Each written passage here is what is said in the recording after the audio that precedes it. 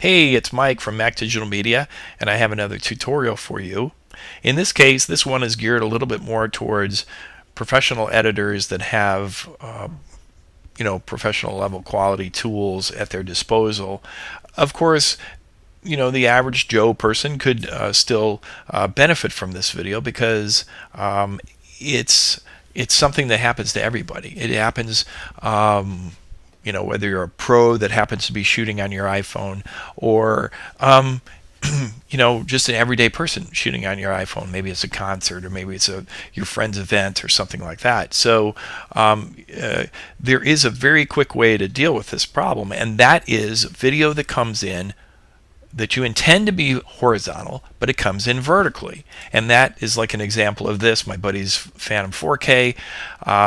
Clearly, this was supposed to be, a horizontal video because, it's supposed to be, obviously horizontal. And yet the camera gets confused, and, whether it's by, how you're holding the camera, as far as, are you holding it perfectly level, or are you rotating it slightly, or whatever. Sometimes the camera just gets confused and flags it as a vertical shot when it should be a horizontal one.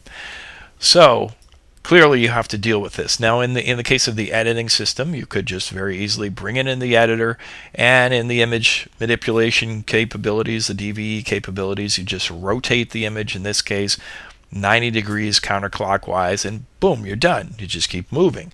But what if you don't want to have to do that every time? Now you could create a preset, you could drop it on there every time, and every single one would be fixed. I mean, you could do that. That would be fairly quick too.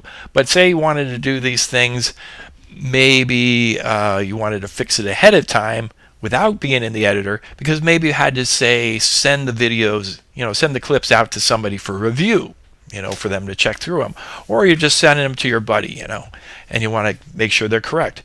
Surely there's got to be an easier way to do it. In this particular case, if you get in multiple videos, surely there must be a way to batch process this to make it go quicker. Well, you know what? I checked that out in a number of programs, including checking it out in, say, we did Compressor. Compressor, unfortunately, I mean, with all its abilities, it doesn't give you any kind of ability to rotate the image. Now you have this capability to add video effects and do other things, but it doesn't allow you to, say, rotate the image. So unfortunately, there's no way, as far as I can tell, there's no way you can do it in Compressor. And the same way goes for like Adobe Media Encoder for the Adobe products. With all its capabilities, it doesn't give you the one to be able to rotate the image in advance of what you need to do. These programs will let you crop and those kinds of things, but and in some cases resize, but they won't let you rotate. So in the effects tab for Adobe Media Encoder, gives you the ability to apply LUTs and image overlays and watermarks and that sort of thing, but it doesn't give you any sort of way to rotate the image. Even in the case of the video tab, if you were to, say, force it to go full 1920 by 1080 in this case, what's going to end up happening is this. It's just going to put your vertical image in the horizontal raster like that. So it's not really helping you in this case. So, okay, how do you fix it then? Well, here you've gotten this far through this little tutorial, and here's the simple fix. All you do is go into QuickTime Player, you've opened it up in that, and you go over to the Edit menu, and you say Rotate Left. And there you go. It's done. And it's like, okay, well, Mike, why did you make a tutorial for something so incredibly easy? Well, this is where the thing is you run into, is that now when you want to save it, you quit out of it, and it prompts you to save it. Okay, I'm going to save it. Now what is it doing? Okay. Oh, is it saving it? Oh, it's not saving it. It's like re-encoding it. What? I don't want to re-encode it. What's up with that? There's no way to really just save it. Well, how big is this file in the first place? Oh, it's only 43 megs. Wow. Surely it should take quicker than that. What's taking so long? So, you know, uh, this is only a 30-second clip thereabouts, and if you had multiple clips and you had clips that were longer than 30 seconds, say you had clips that were multiple, many seconds long, minutes long, this could be quite time consuming, particularly if you're on a deadline for a client, or if you are, the client gives you a whole bunch of stuff and you're not expecting a lot of these issues to have to be fixed, and now you've got to take the time to do that before you can do your edit and incorporate them in the edit. So surely there's got to be another easier way to do this, to fix this, but much quicker. Well, unfortunately, I haven't been able to find a way to batch process this, but one at a time, there's still a quicker way than doing it this way through the regular QuickTime player. And that is to, which now, as you can see, it's the way it's supposed to be through QuickTime player, but here it took several minutes to do it.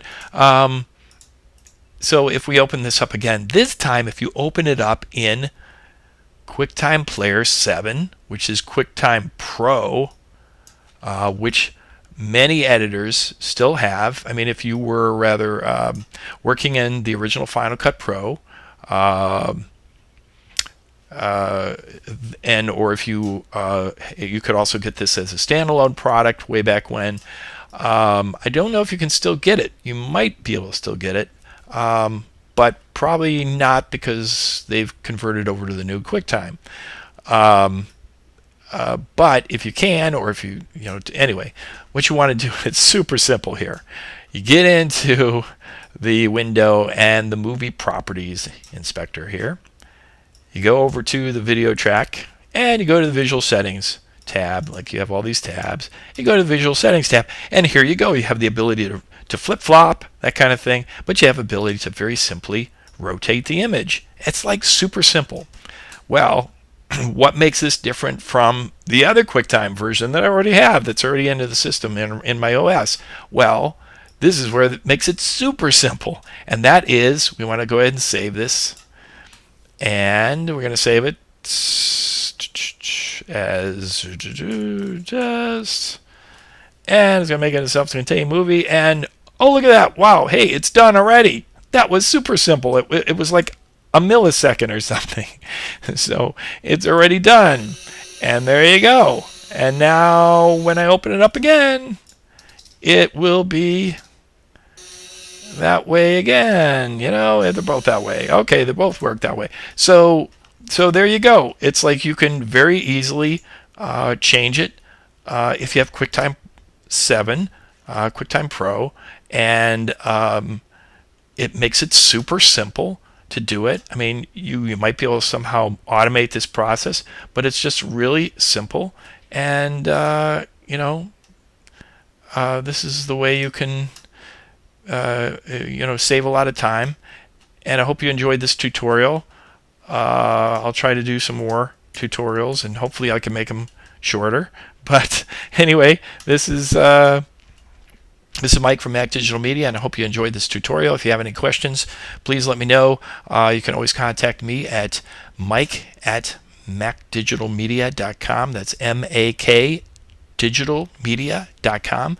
And certainly if you're a client of mine, you can certainly give me a call anytime. I'd be happy to talk to you. Thanks again for watching.